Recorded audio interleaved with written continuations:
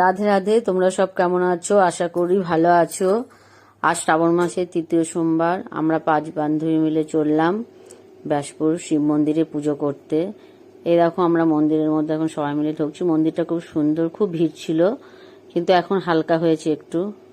আমাদেরও দেরি হয়েছে আসতে বাড়ি থেকে। এই যে আমাদের পুজো শেষ হলো, পুজো 4-5 বন্ধু বলে পুজো দিচ্ছি। পুজো দিয়ে আমরা এবার বেরোবো অন্য মন্দিরের উদ্দেশ্যে। এই যে আমরা এখন বেরিয়ে চললাম হচ্ছে দয়াময়ী কালীবাড়িতে। দয়াময়ী কালীবাড়ির থেকে তারপর আমরা আস্তে করে বাড়ি যাব।